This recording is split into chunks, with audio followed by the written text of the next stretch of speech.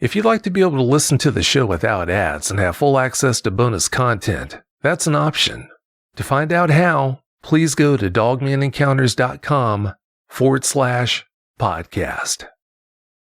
Tonight's guest was featured on last Monday night's show.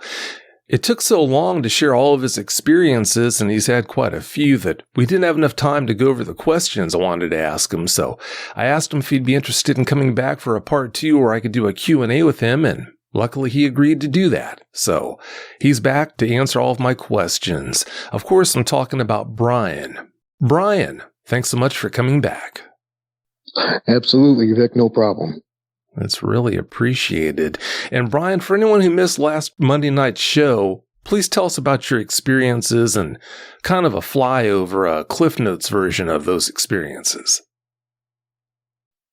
Well, it happened in December of 2005, sometime after midnight, when I heard my dog acting strangely outside. And since this is a Cliff Notes version, the howling that I heard that caused him to act the way he was something that I'd never heard before. In my first episode with you, I commented on how it sounded like a Renaissance howl, like a dog was trapped in a barrel. So I wanted to go investigate. I like animals, and I thought maybe I could help this dog out if it was trapped. So I took a spotlight and a 45 with me, just in case, in case the dog was beyond help, something was wrong. I walked about 300 yards or so to the north when I realized that the howling that I was hearing was not coming from the culvert that the town was putting in.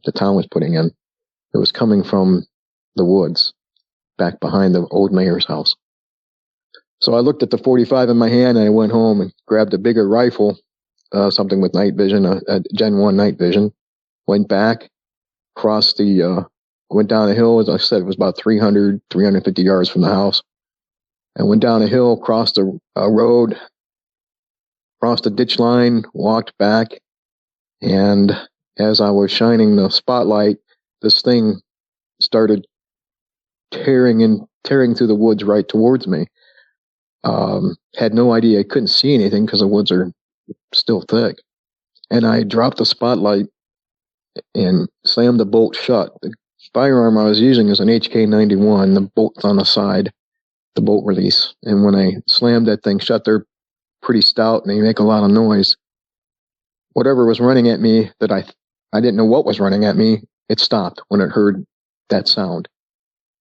I bent down and I picked up the spotlight and I started shining across the area where I thought I could see what was coming through the woods.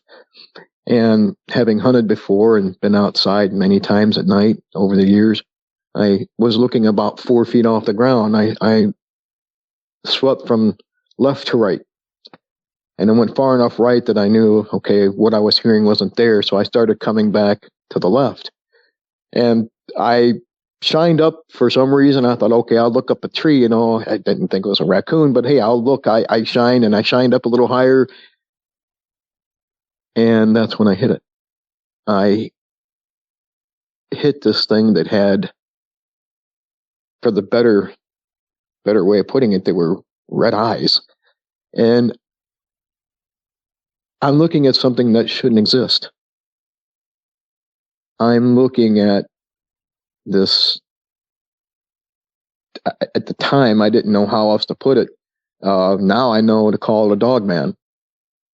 It's standing there. It's got its hands pushed down on this limb. And I say hands, not paws. And it's looking at me. I could see it breathing. I could see its chest heaving. It's breathing out, and you could see the steam coming out of its mouth. And it's staring at me, and I'm staring at it.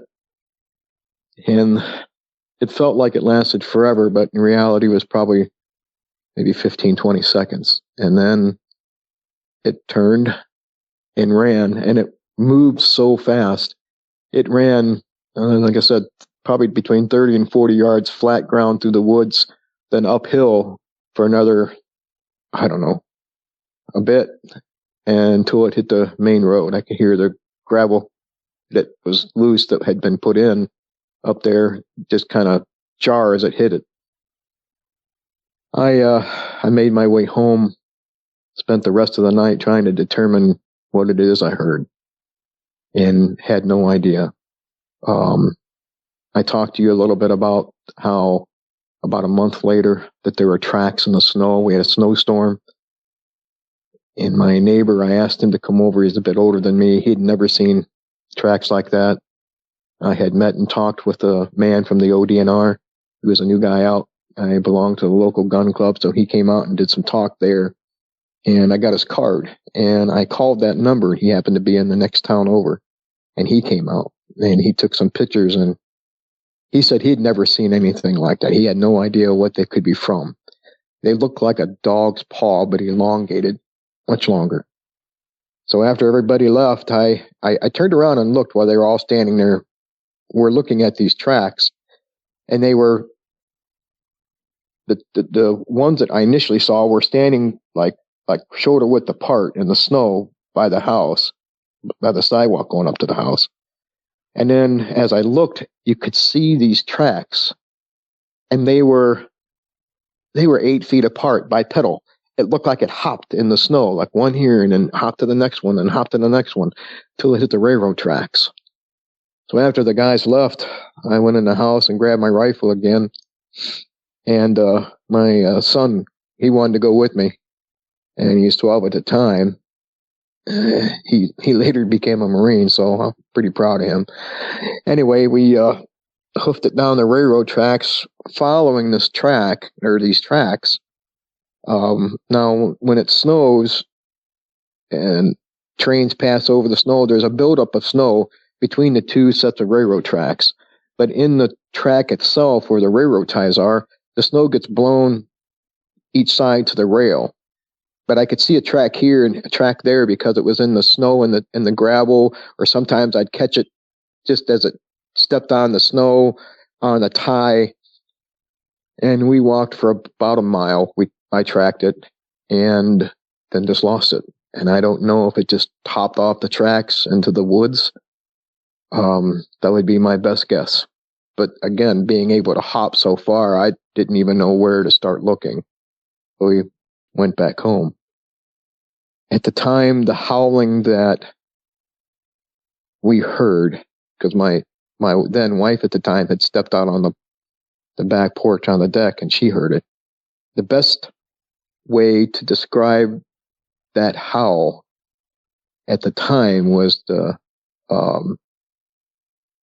howl from American Werewolf in London when it's on the moors. It had that kind of Renaissance sound. And now I found something that is almost identical. And that was the sound that was heard up in Canada. Somebody was outside their home. You could see a car off to the right, and there was woods and stuff to the front of them. And to my knowledge, I've checked back there a few times. No one's been able to identify this thing. And that's what it sounded like. So we've had other encounters. My youngest son, about a year ago, he and I went fishing at the pond at the gun club, and usually whenever I go outside, I carry a gun. This time I didn't. And I had my back to the field, and we have a windmill that goes down and it pumps the air in the bottom of the pond. He was standing over next to the dock, and I had my back to the field. And next thing I know, he throws his fishing pole down and runs over, just sprints over and screaming, "Dad, Dad, Dad, Dad, did you see it? Did you hear it?" Well, I had heard this sound. It was just for a moment. It sounded guttural, but I really wasn't. I was trying not to catch the line. I was reeling in, and I was fishing off the bottom. I really didn't want to catch the line that runs from the windmill. I said, "No, buddy, I didn't see it." And his eyes were just huge, and it was a little pale. And he goes, "Dad, it was so fast, and it was so big." He goes, "It was there, then it was there, then it was there." And he goes, "In just a second." And he goes, "It was like a giant dog." And he goes, "It was like running, but not on all fours all the time. He said it like running bent over, and it was just running, and it was so fast. Well, he told me where it went in there's quite a wide fence row. And he goes, that's where it disappeared at, up toward the corner there. So I went over and I told him to stay over there. It's with the gun club's within walking distance. I think we drove the car up there because we had our fishing poles and stuff. And I told him just to stay over there. And I went to the corner. And when I got there, he told me that's where he saw it go in. And you know how when you look in and you see something for a moment, then it's gone? That's what this was like. It was there and then it was gone.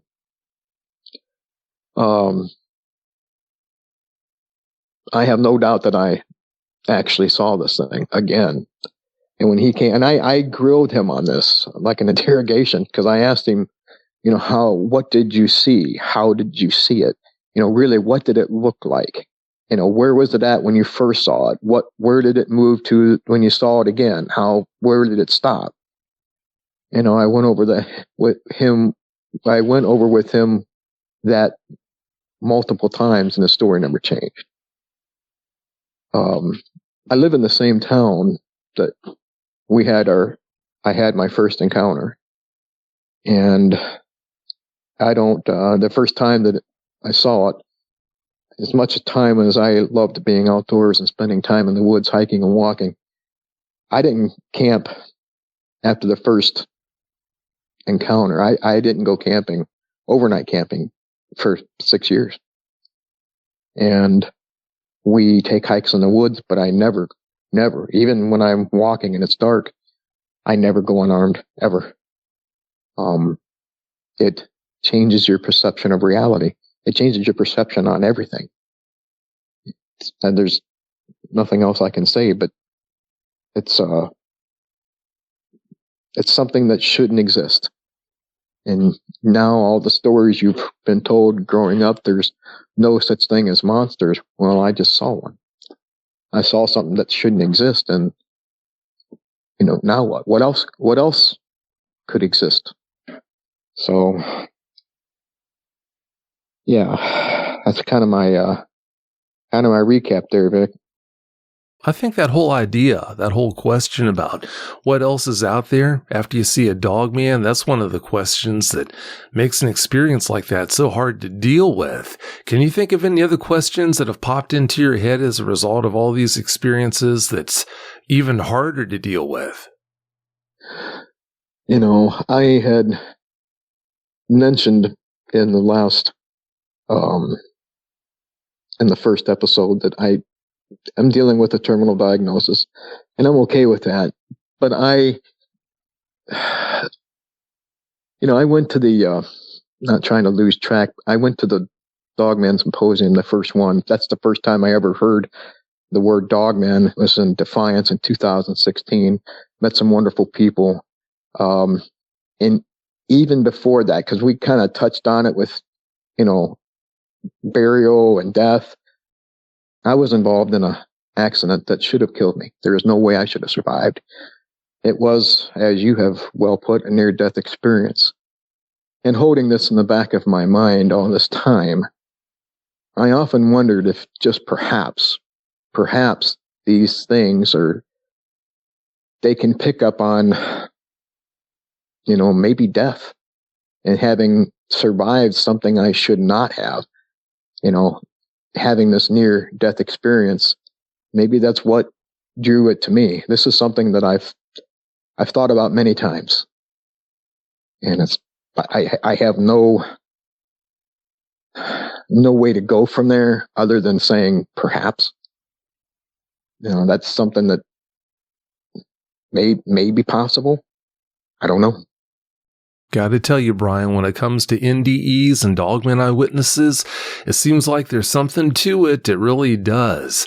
A lot of Dogman eyewitnesses have had NDEs. And what that connection is, I'm not going to pretend to know. That's anyone's guess. But yeah, it does seem like there's definitely some there. It really does.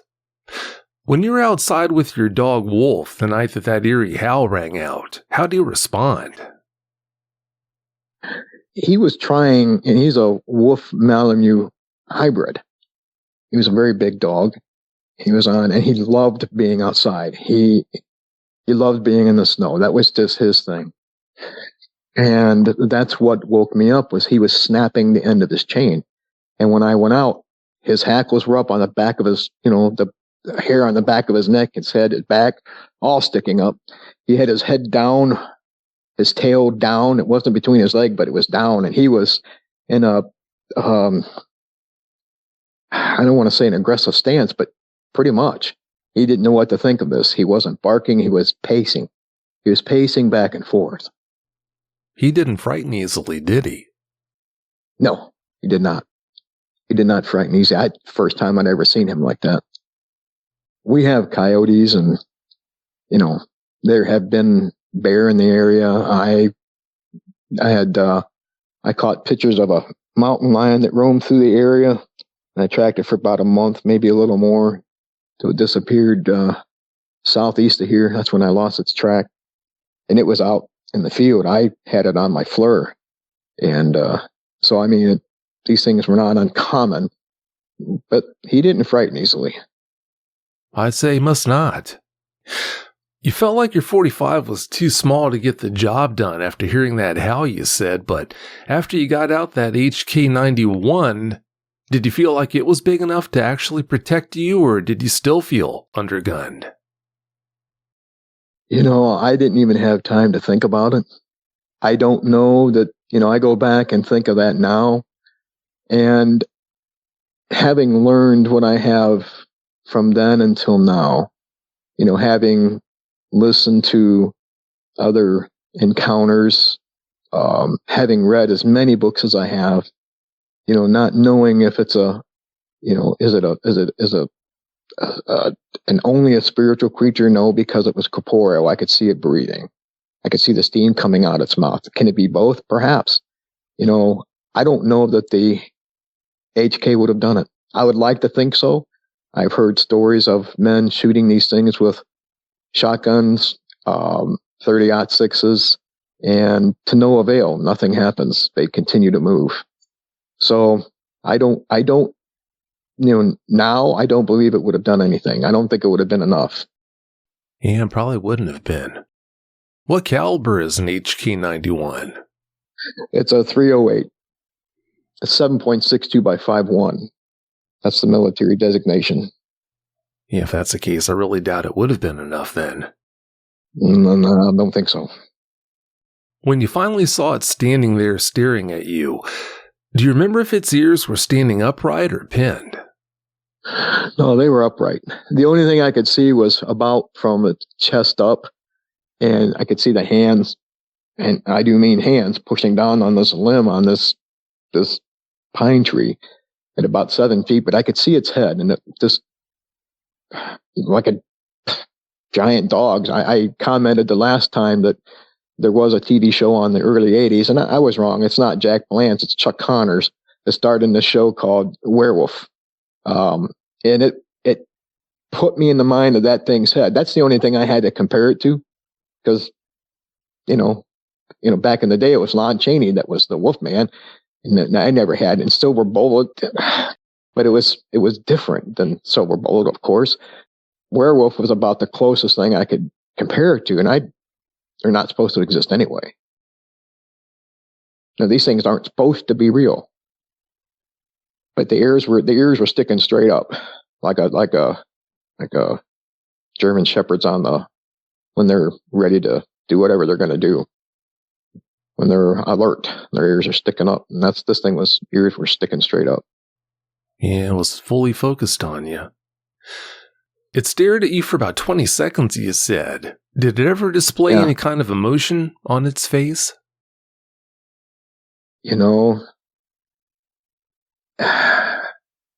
When it was looking at me, it was just, I don't think emotion, other than its eyes. Its teeth were bared, had its mouth open a bit, of course, and they looked formidable. Just the feeling that I got as it stared at me was that it was it was evil and it was sizing me up. But why I didn't do anything else other than turn and run, I have no idea. I did not get a warm and fuzzy feeling from it, that's for sure. And when it stared at me, I all I could do was stand there and stare back, trying to figure out exactly what it is I'm looking at and trying to understand how. Well, I think I can answer that question.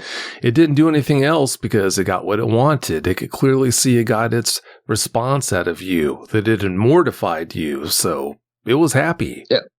Yeah. I often thought that perhaps when we see these things and they don't attack, I often wondered if they fed off of fear. You know, I didn't have a chance to be afraid because it was too fast. You know, trying to determine what it is, you know, was it my adrenaline going? Oh, yeah. But maybe that's what it feeds off of. You know, that heightened sense that you're in, and you have this look of shock, because that's what it was. And basically shock because you're seeing something that should not exist. And if I can get people to understand that these things are real, that's all I want. Just to be careful. These things do exist. And if you're going camping, you know, that's great. That's fantastic. If you're hunting, if you're hiking, just be aware, because these things are real. They sure are. It's unfortunate, though. After it left, you said that you went back home and told your wife. Did you have any misgivings about telling her, or were you sure it was the right move? I didn't tell her right away. I just told her. She asked me if I had seen anything, and I told her. I said, I'm not exactly sure what I saw. I went to bed and just, I couldn't sleep. I thought about it. I did tell her the next day on what I saw, and her look was just this blank stare, because she was born and raised in the city. She had never lived in the country, not something she did. No familiarity with some of the animals that we have out here regardless. And it was just this blank, dumbfounded look when I told her. Oh, I'm sure it was a blank look. Yeah, I you know, you're supposed to share things with those that are close to you. I didn't tell the kids, you know, they all saw the tracks that Saturday in January. They saw that. I didn't tell them, you know, that of what happened that night, you know, in December. I didn't tell them that, but when they saw the tracks, I kind of had to spill the beans on what I thought it was. Yeah, I really wasn't even sure, other than to tell them it looked like a werewolf. I had no idea that it was, you know, this term Dogman. I'm sure the kids have plenty of questions, and understandably so. The morning you went outside to let Wolf out of your garage and found those prints, did you ever look up onto the roof of your garage to see if it might have been up there as well? No, I did not. I did not look up on the roof. I'm just looking at these tracks, bewildered would be probably the best term. Thinking, you know, I'm looking at tracks that are elongated dog prints. They're every bit of 6-8 inches long, and you know, and it was, you know, when it was standing right next to the sidewalk, and then as it hopped through and then up on the railroad tracks, I never thought about the garage. You know, they had walked back and forth like they knew he was in the garage, because of, you know, we had some snow come in. We were, you know, the meteorologist had predicted a foot of snow or more and blowing, and we didn't get that much, probably about 6 inches maybe. And there wasn't much blowing. A lot of the stuff that was around the house was thin because of bushes and stuff that I had planted and hedges. But around the garage, the snow was all, that's what caught my attention at first, was the snow was all packed down from the whole side of the garage where the snow was. It was just all packed down, and it shouldn't have been. And then when I took a step off the deck and started walking down the sidewalk, and I saw the prints next to the sidewalk. That's what made me stop. Because I was just going to walk out. I was going to let him out. You know, he was in there with a bale of straw because they had predicted this big storm and heavy snow and heavy wind gusts. And I just put him in there. I put him in my loading shop, and he was all hunkered down and fine. But, you know, it took me an extra few minutes to, you know, as I'm looking at these tracks, and then I went and got him out and took him out so he could do his business. And I went and got my friend. Like I said, he was my neighbor, and he was an outdoorsman himself and a very good hunter. He's been around a while, and he's had his own little, you know, his hunting adventures, I should say. And he'd never seen anything like it. Oh, I'm sure he hadn't. No. Now, it's not to say that it was up on that roof, but it's entirely possible because, yeah, they're not above going up onto roofs or spending quite a bit of time up in trees. So, like I said, it's definitely a possibility. It could have been. I mean, I'm not going to say no because it very well could have been. I just didn't look. Oh, that's all right. Yeah, you can't be faulted for that. You didn't know.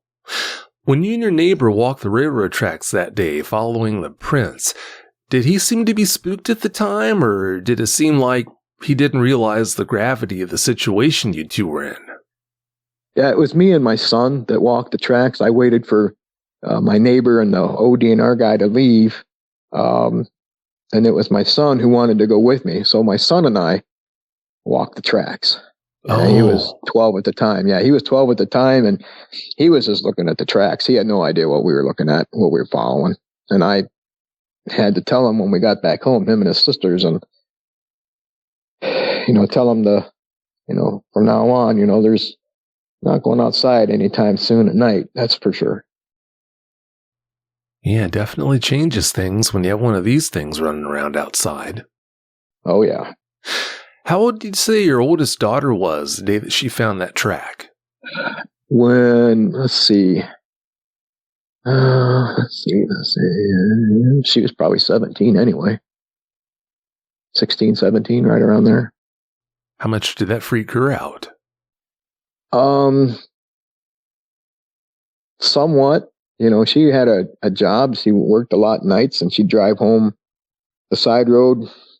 You know, when she got her card, that she was always on the lookout for, you know, deer, especially because she seemed to be a deer magnet for a while.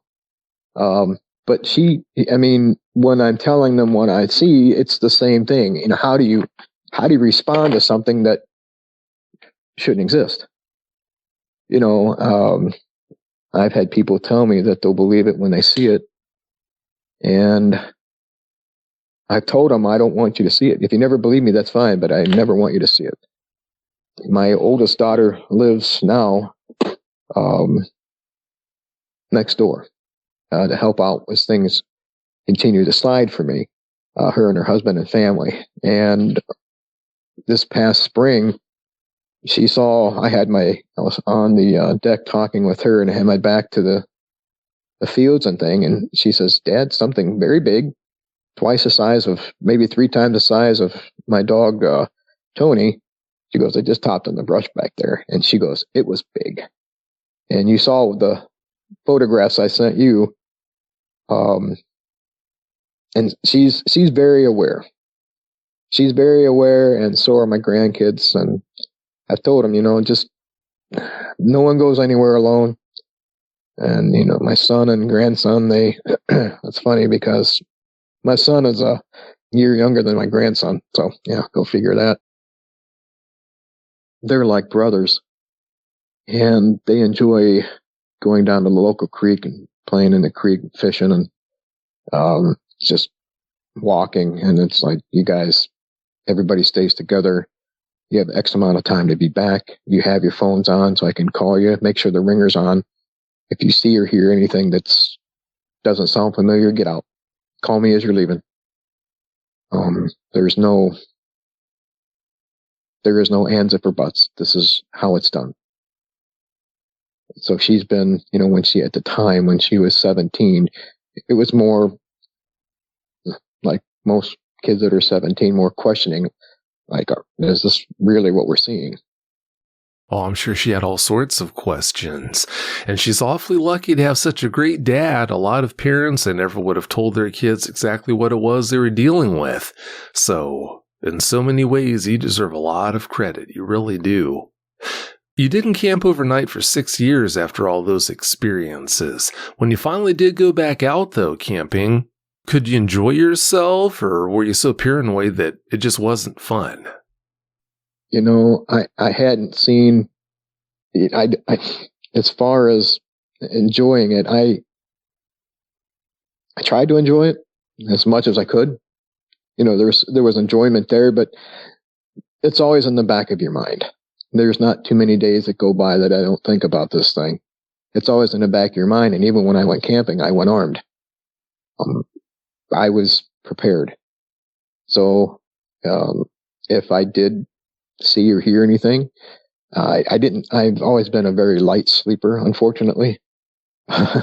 Even today, my son said it's a genetic thing that we have in our family. We can go long periods of time functioning at high levels with no sleep. So it's a gift and a curse, because when you want to sleep, you can't. But going camping, it was the first time was a little less enjoyable. Each time was a little bit more enjoyable after that. But still, it's always in the back of your mind. You have enough gear that you carry with you that no matter where you're hiking, that if you need it, you've got it. Oh yeah, after having the experiences that you've had, yeah, I'm sure it always is in the back of your mind anytime that you're out there doing that. Did you start camping again more so to prove a point? The point that you weren't going to be frightened out of the woods, kept from doing what you love to do, i.e. camping? Or did you just go out because you wanted to enjoy the woods again the way you used to enjoy the woods before you had these experiences? Maybe a little bit of both. My son and I, as he got older, we would take a walk in the woods just so he could talk to me, tell me about school, tell me about his future plans, tell me about his dreams. And I always went armed, always 44 mag or bigger each time. And having done that, I thought, the more we went out weekly, and I kept thinking, I'm not going to live in fear. I'm not going to, and I didn't. I wasn't afraid, but it was something I was more concerned about the kids. And when he was, he was older, it's like, okay, well, let's give it a try again. I think it was his senior year, maybe, that we decided to go back camping again. But yeah, no, I was prepared, and it was more so that I could keep enjoying what I loved. As I said, it was a little bit of both. Not going to live in fear. I'm not going to be, I'm going to be concerned. I'm going to be aware, but I got to keep doing what I do. I'm sure it's not lost on you that most people wouldn't have ever been able to do that. So, yeah, that's a testament to your bravery. It really is. You're convinced that the dogman you saw was corporeal. If it was corporeal, do you think that would preclude the chance that there's a connection somehow between it and all those cemeteries in your area? I don't think it would preclude or occlude, or I think that when I say corporeal, I can see it breathing. I know that Linda Godfrey, when I spoke with her and some of the books I've read of hers, she spoke about a night watchman that on 2 occasions saw this thing digging in the cemetery. Could this be both? Could it be both partially? Could it be spiritual and real? Could it be coming from, for better words, could it be some kind of, I don't want to come off sounding half crazy, but maybe interdimensional? I don't know. I have no idea. The only thing I know is there are many cemeteries in this 5-mile radius from where I live.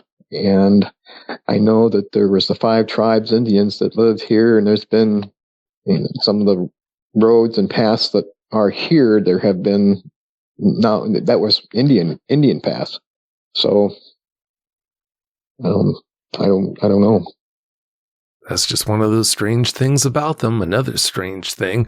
Seems like there is some there, like I said, between NDEs and dogmen, and it seems like there's something there between cemeteries and dogmen. What that is, all we can do is guess. For some time now, you've kicked around the idea of trying to bag a dogman. If you're actually able to successfully do that, what would you do with its corpse? Burn it and bury it. I'm not in it for, I don't have to prove its existence to myself. I know they're real. It's not something I want, not something I want attention for. And I have come up with a very good plan. I just have to be able to implement it. Night times aren't so good for me anymore. I have to find maybe someone to kick around the idea with me. And other than I got my son and son-in-law, they go with me.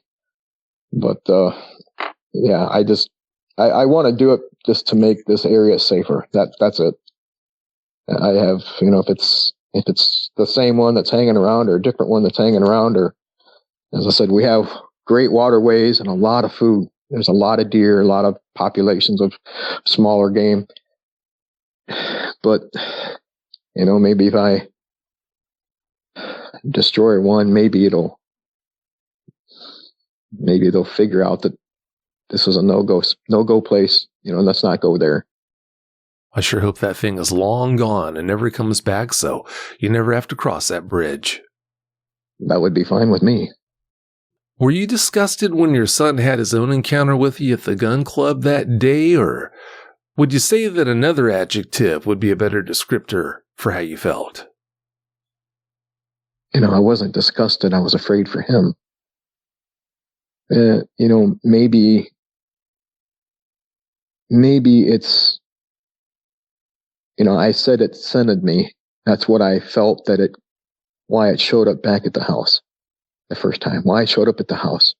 And maybe since, he carries my DNA and perhaps my son, and I was there too, maybe that's why.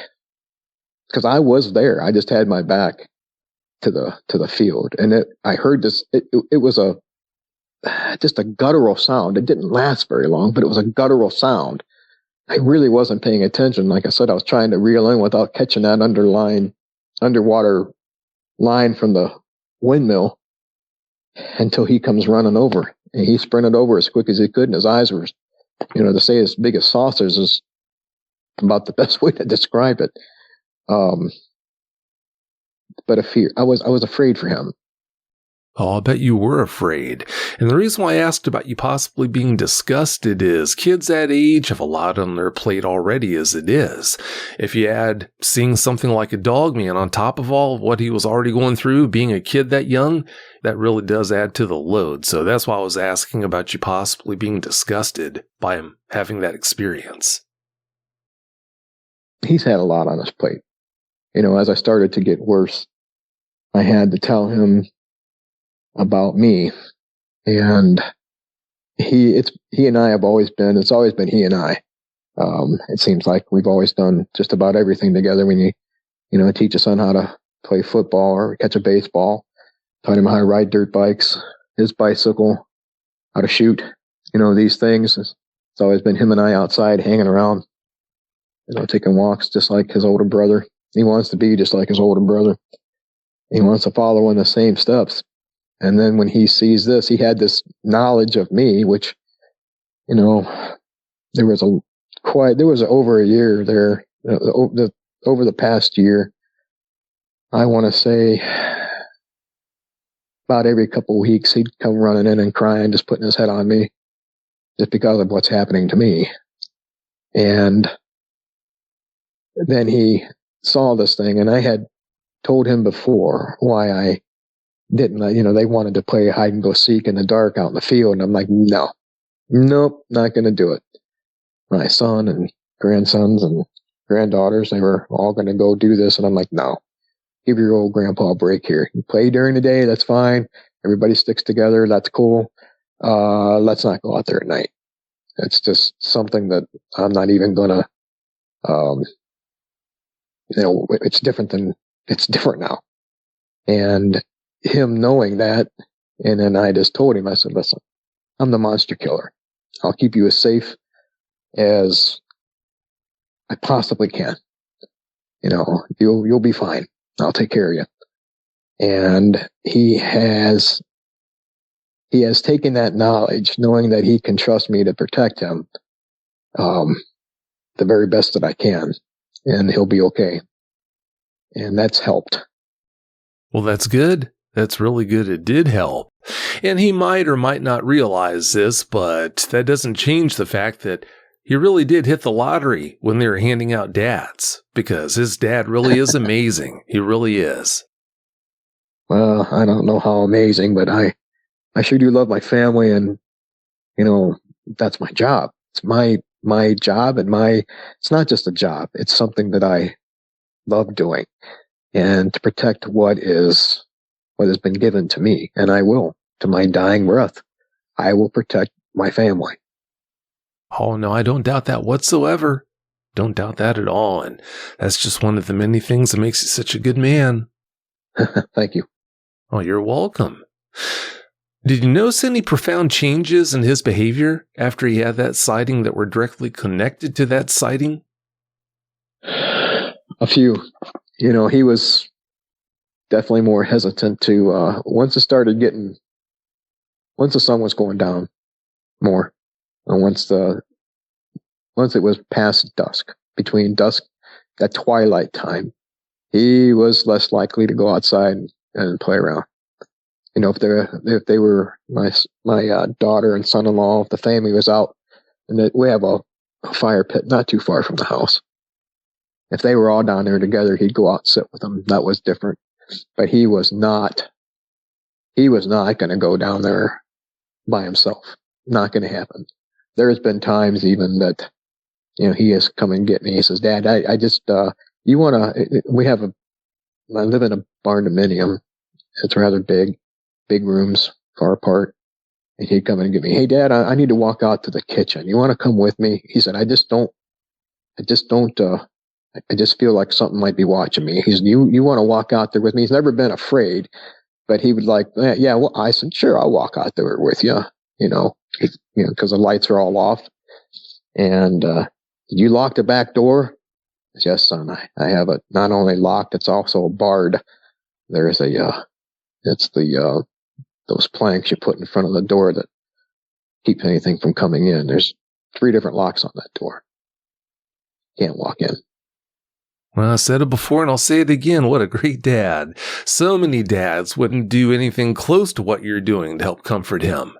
So, like I said, awfully impressive. How about your fiance? You told us about her sighting, but how well did she handle it?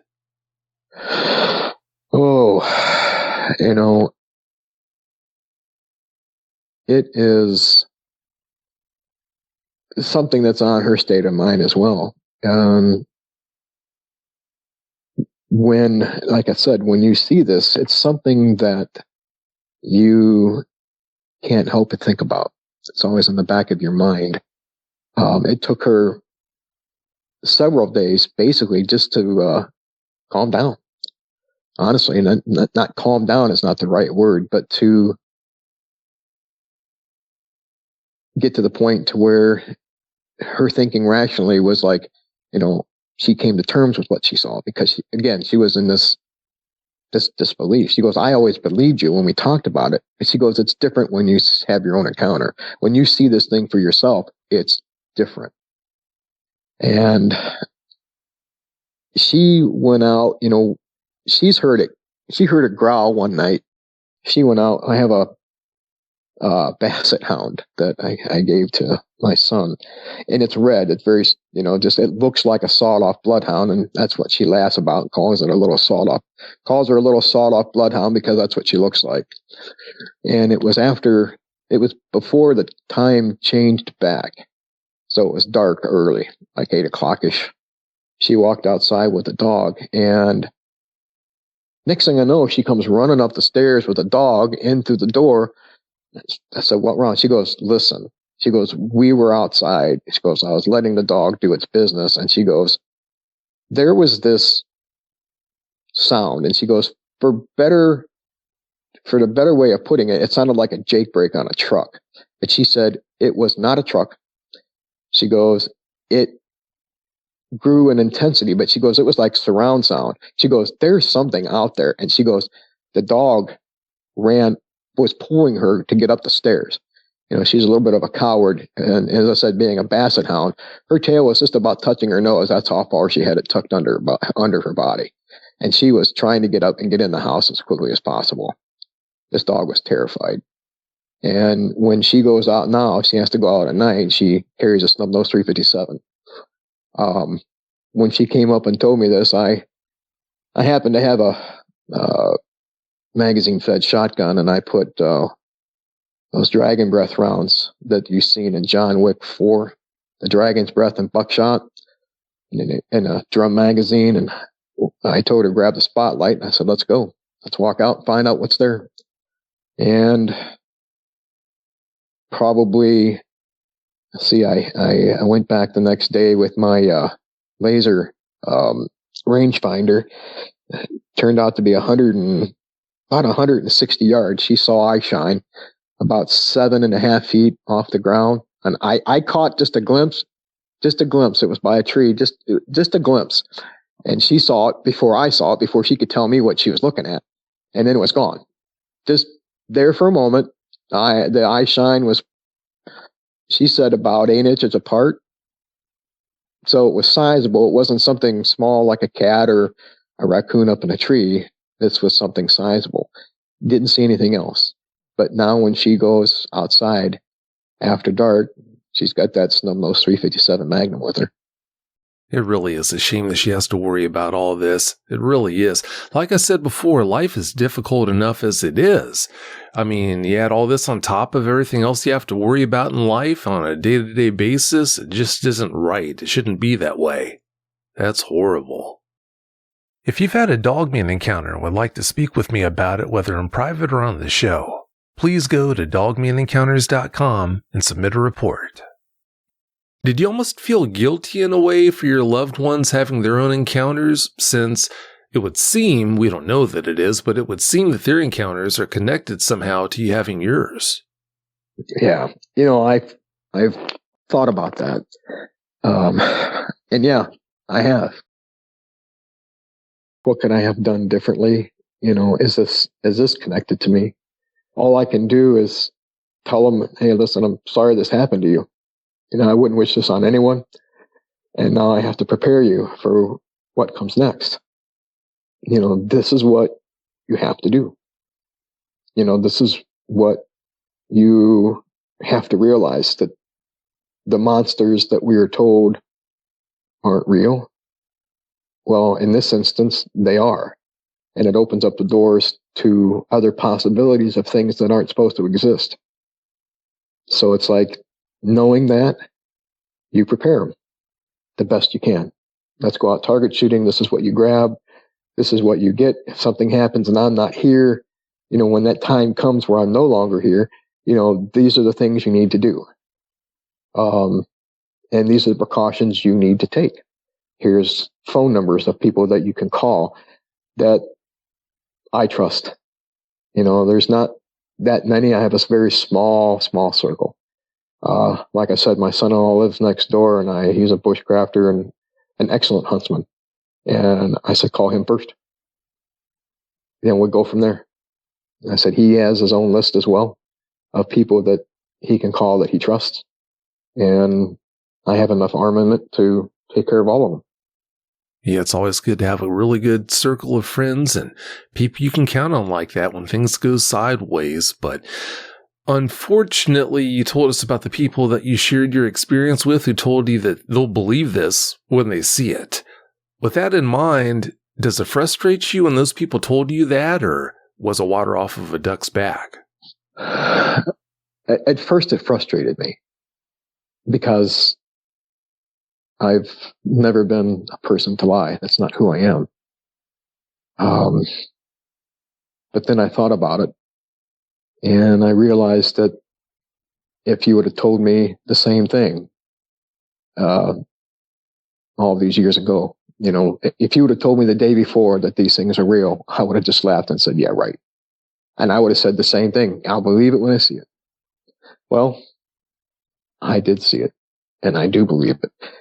And as I said in the past, if that's what it takes for you to believe, I hope you never believe. I hope it's something you never see. I just want to make you aware. That way, if you hear something when you're out camping, or let's say you went on a night hike, or let's say you're just out late playing golf, and you're just getting off the course as the sun's going down, and you hear something that you don't think you've ever heard before, that the story may help you find the answer that you're looking for. You're a good man for feeling that way, because most people wouldn't feel that way. They would give anything for these doubters to have their own experiences so they could almost in a way rub it in. So, like I said, good man. You're not just a Dogman eyewitness, Brian. You investigate them too. And with that in mind, what would you say has been the hardest lesson you've learned while you've been out on a field investigation? That just when you think that I have mapped out locations of sightings, longitude and latitude, and then, pinning these sites out and then going to see for myself, knowing that these things move very quickly, and they're not always in the spot you hope that they would be.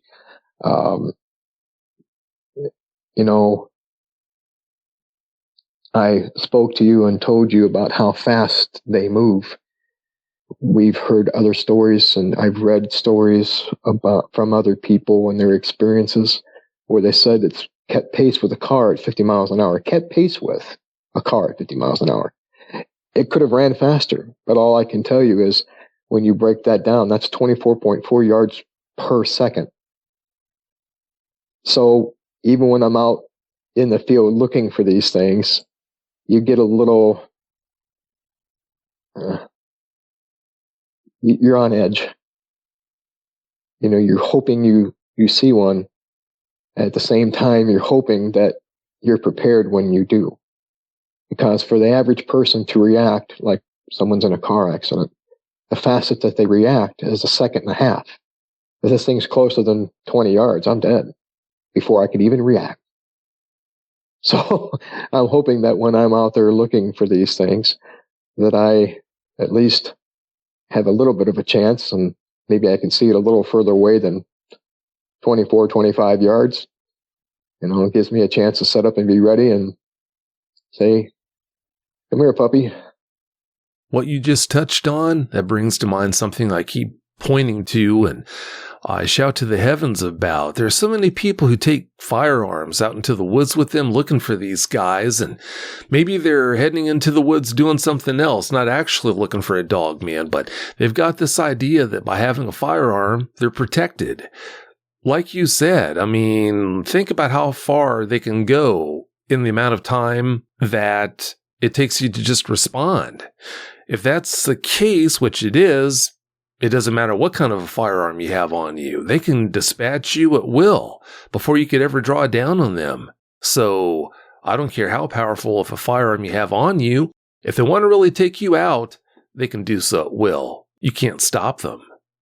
No, the only thing you can do is the area around here is where I've had my own encounters and seen them more than once. Is I have a couple of areas that I can actually have a natural funnel with a stone ridge behind me. And I have a couple of ideas how to draw them in. One is, I've had people say they respond to dog whistle high pitch.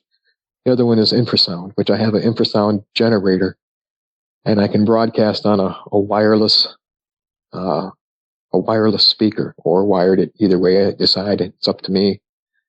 But then set up, my goal was to set up strobes, high intensity strobes at 35 yards that had tripwires set at 8 inches, 3 feet, and 6 feet. So that way, if I can draw them into this funnel, if they hear this and they want to come, that they'll trip these strobes first. I have a flamethrower, a 50 BMG, and a couple 500 Smiths. Nothing likes to be burnt. Nothing likes fire. And I can set this thing on fire and take the rest from there. That's if I can draw it in. That was my plan. Other than that, if you're just out looking for these things and you're hiking along, you're right. You don't have a chance. You don't have that opportunity. And having a couple people with you, I sure wouldn't go alone. That would be helpful, because someone else may hear something you don't. Someone else may see something that you don't. Someone else might be smart enough to say, hey, listen, the woods are now deadly quiet. Let's get out of here. And that's probably good too, because when the woods go quiet and there's no noise, there's no birds, there's no crickets, there's no nothing, you're not the biggest predator in the woods anymore. So not only is your adrenaline running, it's you have a tendency to get something called tunnel vision when that happens. And a lot of times it's better off to pull out and go again another day. There's always another day. That's really good advice. Yes, there is. Now, I'm not trying to judge you with this next question. I'm just trying to pick your brain here to get a good feel where you're coming from on this. Randomly seeing a dogman is one thing, but how much thought have you put into the fallout that would result if things happen to go sideways on one of these investigations you go on? Yeah, I've thought about that. I've thought about that many times. I can only live by example. When you fear, when you're afraid, is when you have to have the most courage to do things even when you're afraid. That's the testament I leave back to my family. You might be afraid, but you've got to push past that fear. And if it gets me, so be it. Know that your dad was out there doing something that I believe to be the right thing to do. And, you guys may be able to take it to the next level. And if not, that's okay. Just don't let fear rule your life. And that's, when you are the most afraid, that's when you have to let courage prevail. And that's what I would tell my family. Well, that's admirable. It'd be one thing if you're out there trying to look for dogmen for trivial reasons, but you're doing this because you said you want to protect your family. You want to just remove the threat if that dogman is still around. I don't think you're going to be able to do that, and I wish you would stop trying to do that because of the possible harm. Well, because of the definite danger you're putting yourself in by trying to do that. But you're a grown man. You can obviously do what you want to do, and God help you if things do go sideways. I really hope they don't. Oh, yeah. But like I said, you're a grown man. You can do what you want to do. You've got your own priorities. I'm not anyone. I'm not in any place to judge you for that. So right. It is what it is. Well, no, I appreciate you. I appreciate you worrying about me, Vic. I worry about myself half the time, doubt myself half the time too. But if there is even a slim chance that I can stop this thing, just if there's one, or if there's more than one, especially if there's one, and maybe I can stop it and prevent others from coming.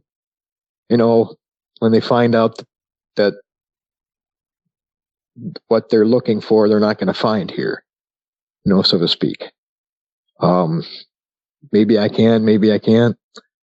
And as I said, my night times are becoming much more difficult. So how many more nighttime investigations I'll be able to do, or even set up this trap the way I want to, may not be something I even get the opportunity to do. If somebody else, if I can, if I can speak to somebody else and that's something that they want to try, well, they'd have to have the same reasons behind it as I do. Have to have the same understanding that I do. Not for anything else, but to get rid of it. That's it. Anything else is self-serving, so to speak. And no publicity, none of that stuff. Just kill it, burn it, bury it, be done with it.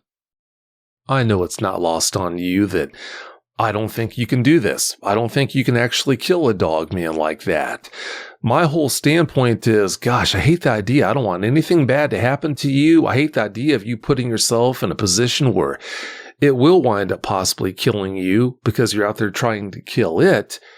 In a situation where it's a no-win situation for you, there's no way you will be able to successfully kill this thing. So that's why I'm so concerned about you. That's where I'm coming from. If there was any doubt whatsoever in your mind where I was coming from on this.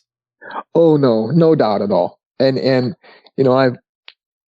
like I said, I have read many accounts. I have many, many books on people's, some people shooting it.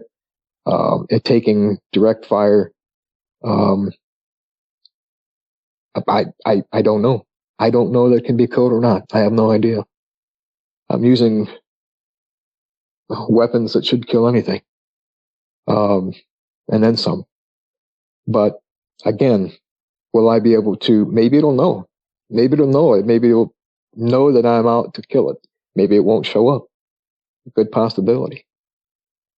Like I said, a 50 BMG, well, they can kill just about anything on the planet. But don't know. As I said, if this is more of a spiritual or demonic type of creature, then no, not at all. And it's very possible that's what these things are. I know the Indians have spoken of these things. As I said, I believe that they may walk in and out of dimensions. I don't know. I have no idea. There's so many theories of thought, theories of their existence, theories of what they are and where they come from. Everybody has their own theory, and I have read many of them, and I don't even know where to begin. And as I said, I don't know that I'll be able to get out and do too many more. As I said, night times are a bit more difficult. They're a little harder for me to be able to go out anymore. My mind starts to slide a bit, so I may not be able to do it. Well, we're praying for you. We really are. I know that. I appreciate that. Oh, you're welcome. Wouldn't have it any other way. Well, having said that, Brian, it's about time for us to get out of here. But before we do you have any closing comments you want to put out there for us? I would say that all those things that you don't think exist, give them at least the respect of the possibility that they exist. I can tell you with certainty, 100% certainty, that dogmen exist. I can tell you that because I've seen it. Is anything else out there that could be real? Absolutely. Especially when we have an understanding. People don't spend as much time in the woods like they did, 150 years ago when they hunted for their food. So just be aware. Just be aware of your surroundings. Be aware of what might be out there. When you hear if you're out hiking and you hear the woods go silent, backtrack. And just be careful. That's all I can say. Be careful. Don't stop doing what you love, but just be aware that these things, I know that dogmen exist, and there's a possibility of a lot of other things existing. So just be aware. That's all really good advice. It really is. And Brian, I'm sure it's no secret that I hope you never see that dogman again. I really hope you never do. But if you do wind up seeing it, I hope things go to your favor. I really do. I hope I never see one. I'd be fine with never seeing one again, and same with my family. I would be happy if they never saw another one. I'd be okay with that. Yeah, that would definitely be a good thing.